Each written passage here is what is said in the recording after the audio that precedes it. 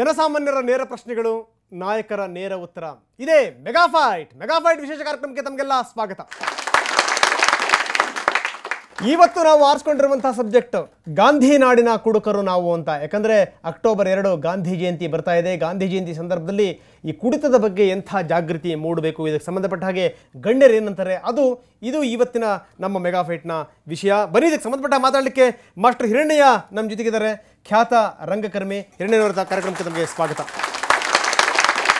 ಮತ್ತೊಬ್ಬರಿದ್ದಾರೆ, ಉತ್ಸಾಹಿ ಸಚಿವ ರೇಣುಕಾಚಾರ್ಯ, ಅಬಕಾರಿ ಸಚಿವರು ರೇಣುಕಾಚಾರ್ಯ ಅವರೇ, ತಮಗೂ ಕೂಡ ಕಾರ್ಯಕ್ರಮಕ್ಕೆ ಸ್ವಾಗತ.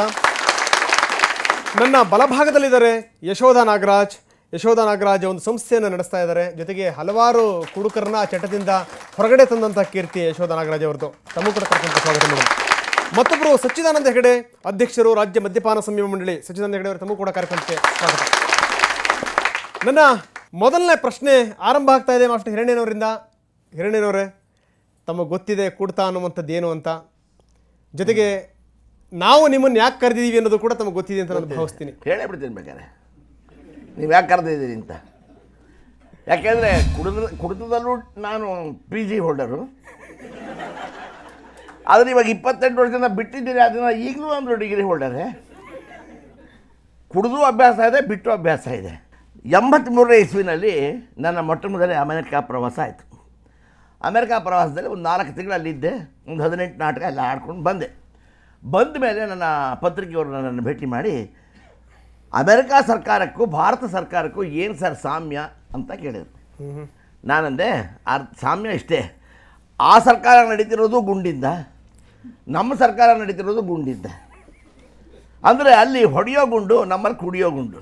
ನನ್ನ ಆಡಿಟೋರಿಯಂನಲ್ಲಿ ಆಗಿದ್ದ ರಾಜಕಾರಣಿಗಳ ಕಡೆಯೋರು, ಆಮೇಲೆ ಬ್ಯೂರೋಕ್ರಸಿ ಕಡೆಯೋರು, ಯಾರ್ಯಾರ ಬಗ್ಗೆ ನಾನು ಟೀಕೆ ಮಾಡ್ತಾ ಇದ್ದೆ ಅಥವಾ ಬಾಯಿ ಬಂದಾಗ ಬೈತಾ ಇದ್ದೆ, ಅವರು ತಾವು ಬರ್ತಿತ್ತಿಲ್ಲ, ಅವ್ರ ಕಡೆ ಶಿಷ್ಯನ ಕುಡಿಸಿ ಕಳಿಸೋರು. ನಾನು ಇವಾಗ ಬಂಗಾರಪ್ಪನವ್ರ ಬಗ್ಗೆ ಒಂದು ಮಾತಾಡದೇ ಇದ್ದರೆ ಒಬ್ಬ ನಿಂತ್ಬಿಡೋನು, ಏನೋ ಬೋಳಿ ಮನೆ ನನ್ನ ಗುರುನ ಅಂತ ಶುರು ಮಾಡೋನು. ಆ ಟೈಮ್ನಲ್ಲಿ ಅವನಿಗೆ ನಾನು ಬ್ರಾಹ್ಮಣರ ಭಾಷೆ ಭಗವದ್ಗೀತೆ ಹೇಳಿದ್ರೆ ಒಪ್ತಾನೆ ಸ್ವಾಮಿ ಅವನು. ನಾನು ಅದಕ್ಕೆ ಮಾಡಿದೆ, ನೀನೇ ಹೋಗ್ತೀವಿ ಬೇಕು ಯಾಕೆ ಬಾರ ಇಲ್ಲ, ನಿಮ್ಮ ಅಪ್ಪನ ಮಗನಾದ್ರೆ ಇರಬಾರು. ನೋಡಿ, ನಾನು ನಮ್ಮ ಅಪ್ಪನ ಮಗ ಮೈಕ್ ಇಟ್ಕೊಂಡು ನಿಂತಿದ್ದೀನಿ, ನೀನು ನಿಮ್ಮ ಅಪ್ಪನ ಮಗನಾದ್ರೆ ಇರಬಾರು. ಒಂದು ಆರ್ಭಟ ಮಾಡಿದೆ ಅಂದರೆ ಎದ್ದೋಗ್ಬಿಡೋನು. ಈ ಆರ್ಭಟಕ್ಕೆ ಬೇಕಾಗಿದ್ದು ಒಬ್ಬ ರಾಕ್ಷಸ. ಆ ರಾಕ್ಷಸನ ಹೊಟ್ಟೆಯಲ್ಲಿ ಇಟ್ಕೊತಾ ಇದ್ದೆ ನಾನು. ಯಾಕೆ ನಾನು ಒನ್ ಮ್ಯಾನ್ ಆರ್ಮಿ ಆಗಿದ್ದೆ. ನನ್ನ ಬೆನ್ನಿಂದ ಇನ್ನೊಬ್ಬ ಇತ್ತಿಲ್ಲ, ನನ್ನ ಬೆನ್ನಿಂದ ಇದ್ದಿದ್ದು ನನ್ನ ವರ್ಣ. ಆದರೆ ನಾನು ಒನ್ ಮ್ಯಾನ್ ಆರ್ಮಿ ಆಗಿ 1959ನೇ ಇಸ್ವಿಯಿಂದ ಶುರು ಮಾಡಿದ ನನ್ನ ಯುದ್ಧವನ್ನು 83ನೇ ಇಸ್ವಿ ಹೊತ್ತಿಗೆ ನನ್ನ ಹಿಂದೊಂದು ಸೈನ್ಯ ಶುರುವಾಯಿತು. ಇನ್ನು ಆಯುಧ ಬೇಡ, ಯುದ್ಧ ಮುಗೀತು ಅಂತ ಕೆಳಗಿಟ್ಟು, ಅಂದರೆ ಬಾಟ್ಲನ್ನು ಮಿಸೈಲ್ ಇಟ್ಕೊಂಡೇ ಶುರು ಮಾಡ್ತಿದ್ರಿ ಯುದ್ಧ? ಹೌದು ಸರ್, ಹೌದು. ಆವಾಗ ಹೊಟ್ಟೆ ಕೂತಿದ್ರೆ ಆ ಭಾಷೆ ಬರೋಕ್ಕೆ ಸಾಧ್ಯ. ಇಲ್ಲದ್ರೆ ನಮ್ಮಂಥ ಉತ್ತಮ ಸಂಸ್ಕಾರ ಉಳ್ಳವರಿಗೆ ಆ ಭಾಷೆ ಬರೋದಿಲ್ಲ ಸರ್. ತತ್ರಾಪಿ ನಾವು ಕನ್ನಡಿಗರು, ಕನ್ನಡದವರು ಆ ಭಾಷೆ ಯಾವತ್ತೂ ಯಾರಿಗೂ ಬಳಸೋ ಜನ ಅಲ್ಲ ನಾವು. ಈಗ ಮತ್ತೆ ನಾನು ನೇರ ಪ್ರಶ್ನೆ ಬರೋದಾದ್ರೆ, ಮಹಾತ್ಮ ಗಾಂಧೀಜಿಯವರು ಹೇಳುವಂಥ ತತ್ವಕ್ಕೂ ಕುಡ್ತಾ ಬಿಡಿಸ್ಬೇಕು ಅನ್ನುವಂಥದ್ದು, ಕುಡ್ತದ ಬಗ್ಗೆ ಅವ್ರು ಹೇಳಿರುವಂಥ ಅದ್ಭುತವಾದಂಥ ಮಾತುಗಳು, ಅದಕ್ಕೂ ಈಗ ನಾವು ಸಮಾಜ ನಾವೇನು ಹೆಜ್ಜೆ ಇಡ್ತಾ ಇದ್ದೀವಿ ಅದಕ್ಕೂ ಎಷ್ಟು ಅಜಗಜಾಂತರವಾದ ವ್ಯತ್ಯಾಸ ಇದೆ ಅಂತ ನೋಡಿ. ನಾನೊಂದು ಪ್ರಯೋಗ ಮಾಡಿದೆ. ಆ ಪ್ರಯೋಗದಿಂದ ಇವತ್ತು ಸರ್ಕಾರ ಆ ಪ್ರಯೋಗವನ್ನು ಅಂಗೀಕರಿಸ್ತು. ಏನಪ್ಪ, ನಾನು ಹಳ್ಳಿಗಳಲ್ಲೆಲ್ಲ ಪ್ರಚಾರ ಮಾಡ್ಕೊಂಡ್ಬಂದೆ. ಉಪನ್ಯಾಸಗಳಿಗೆ ಹೋದಾಗ ಹೆಣ್ಣುಮಕ್ಳಿಗೆ ಹೇಳುವೆ, ನೀವು ಹೆಣ್ಣುಮಕ್ಕಳು, ಮನೆ ಕಟ್ಟೋರು, ಮನೆತನ ಉಳಿಸೋರು, ನಿಮ್ಮ ಮಕ್ಕಳನ್ನ ಬೆಳೆಸೋರು. ನೀವು ನಿಮ್ಮ ಗಂಡ ಕುಡ್ಕೊಂಡು ಬಂದರೆ ದುಡ್ಡು ಹಾಳು, ಆರೋಗ್ಯ ಹಾಳು, ಮಾನ ಮರ್ಯಾದೆ ಹಾಳು. ನೀವು ಯಾವ್ಯಾವುದಕ್ಕೋ ಗಂಡನ್ನು ನೀವು ಸಹಿಸ್ಕೊತೀರಿ. ದಯವಿಟ್ಟು ಇದೊಂದು ವಿಚಾರದಲ್ಲಿ ಎಲ್ಲ ಎದ್ದುಬಿಡಿ ಹಳ್ಳಿಲಿ. ನಮ್ಮ ಊರಿಗೆ ಸಾಲ ಅಂಗಡಿ ಬೇಡ ಅಂತ ಚಳವಳಿ ಶುರು ಮಾಡಿ ಹಿಂದೆ ಮಾಡಿದರು. ಶಿರಸಿ ಸಿದ್ದಾಪುರದ ಕಡೆಯಿಂದ ಶುರು ಮಾಡ್ಕೊಂಬಂದು ನಾನು ಇಡೀ ಆ ಕಡೆ ಬೀದರ್ ತನಕ ಹೋಗಿ ಶುರು ಮಾಡಿದೆ ಸರ್. ನೋಡಿ, ಕಡೆಗೆ ಸರ್ಕಾರದವರು ಸಾಲ ತಯಾರು ಮಾಡೋದು ನಿಲ್ಲಿಸಲೇಬೇಕಾಯಿತು. ಎಸ್ ಸರ್, ಒಳ್ಳೆ ಮಾತು ಹೇಳಿದ್ರಿ ಮಾಸ್ಟರ್ ಹಿರಣ್ಣಯ್ಯನವರೇ. ಮತ್ತಷ್ಟು ನಿಮ್ಮ ಜೊತೆ ನಾನು ಮಾತಾಡ್ತೀನಿ. ರೇಣುಕಾಚಾರ್ಯ ಅವರೇ, ತಮ್ಮ ಸರದಿ. ನಾವು ಹೇಳೋದಕ್ಕೂ ಗಾಂಧಿ ತತ್ವವನ್ನು ಬಾಯಲ್ಲಿ ನಾವು ಮಾಡೋದಕ್ಕೂ ಒಂದಕ್ಕೊಂದಕ್ಕೆ ಸಂಬಂಧ ಇದೆಯಾ ಅಂತ. ನಿಜ ಏನು ಅಂದರೆ, ಹಿರಣ್ಣಯ್ಯನವರು ಹೇಳಿದಂಗೆ ಎಲ್ಲ ಇಲಾಖೆಗಳು ಬೇಕು, ಎಲ್ಲ ಇಲಾಖೆಗಳ ಲಾಭವೂ ಬೇಕು, ನೀವು ಕೂಡ ಅದಕ್ಕೆ ಪ್ರಯತ್ನ ಪಡಲೇಬೇಕು. ಆದರೆ ಇದೆಲ್ಲ ಹೊರತಾಗಿಯೂ ಕೂಡ ಒಂದು ಸಮಾಜಮುಖಿಯಾಗಿ ನೋಡೋದಾದರೆ ಏನಂತೀರಿ ಸರ್ ತಾವು? ಕುಡಿತಾ ಇರ್ಬೋದು, ಯಾವ ದುಶ್ಚಟ ಇರ್ಬೋದು, ದುಶ್ಚಟದಿಂದ ಒಬ್ಬ ಮನುಷ್ಯನ ಆರೋಗ್ಯ ಹಾಳಾಗುತ್ತೆ, ಕುಟುಂಬ ಬೀದಿ ಬೀಳುತ್ತೆ. ಭಾಳ ಜನ ಇವತ್ತು ದುಶ್ಚಟಗಳಿಗೆ ಮಾರು ಹೋಗಿರೋ ನೋಡ್ತಿದ್ವಿ. ಕೆಲವರು ಅದನ್ನು ಸೇವನೆ ಮಾಡಿ ಏನೂ ಗೊತ್ತಿಲ್ಲದಂಗೆ ನಾನು ಇವತ್ತು ಸಮಾಜದಲ್ಲಿ ಭಾಳ ಉತ್ತಮ ಸ್ಥಾನದಲ್ಲಿದ್ದೀನಿ ಅಂಥೇಳಿ ತಾನು ಗೌರವದಿಂದ ಸೇವನೆ ಮಾಡಿದ್ರು ಸಹ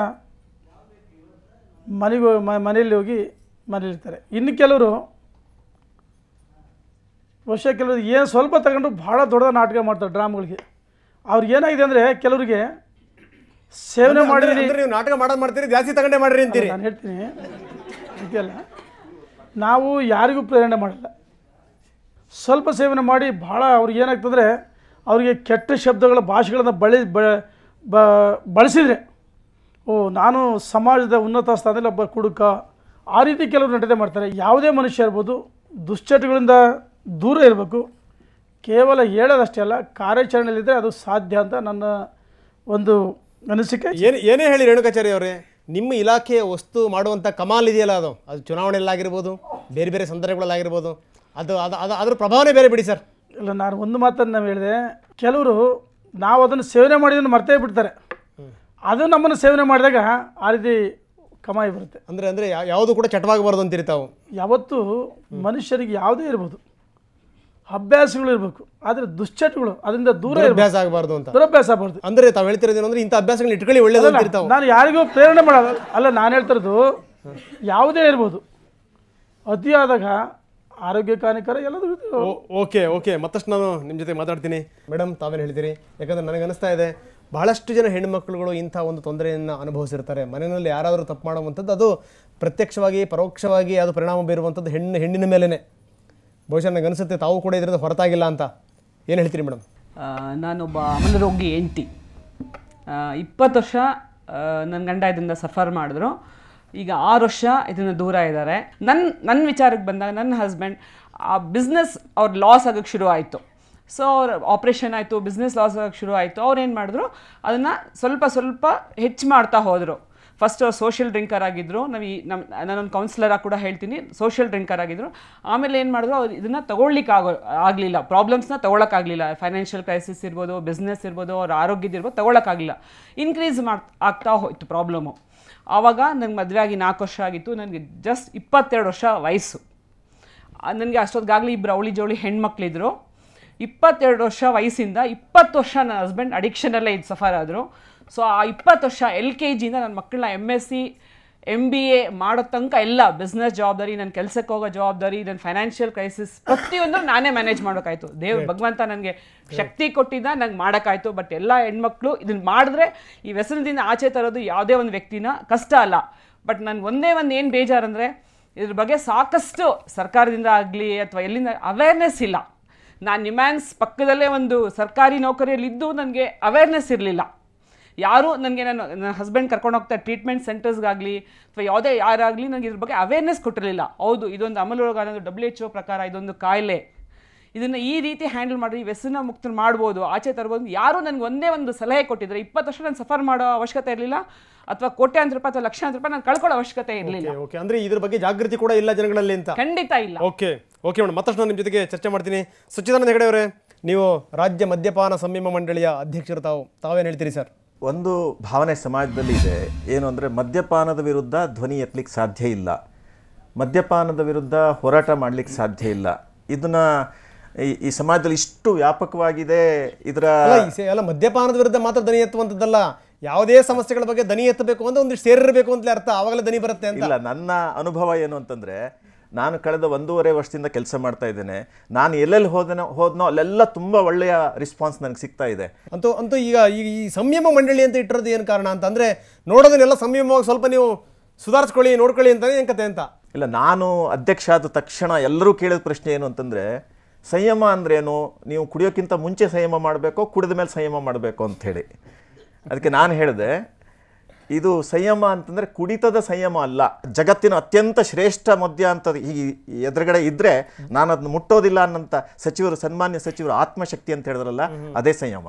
ಈಗ ವೇದಿಕೆ ಮೇಲಿರುವಂಥ ಗಣ್ಯರು ಮಾತಾಡಿದ್ರು, ಈಗ ನಿಮ್ಮಗಳ ಸರದಿ, ನಿಮ್ಮ ಪ್ರಶ್ನೆಗಳೇನು, ಅವರ ಉತ್ತರಗಳೇನು ನೋಡೋಣ ಒಂದು ಸಣ್ಣ ಬ್ರೇಕ್ನ ನಂತರ. ನೀವು ರಾಜಕಾರಣ ಮಾತಾಡಕ್ಕೆ ಬಂದ್ರಿ ಇಲ್ಲಿ? ಕುಮಾರಸ್ವಾಮಿ ಯಾರು ನನಗೆ? ಕುಮಾರಸ್ವಾಮಿ ಯಾರು ನನಗೆ? ರಾಜಕಾರಣ ಮೆಗಾ ಫೈಟ್ ನೇರ ಪ್ರಶ್ನೆ. ಇದು ರಾಜಕಾರಣ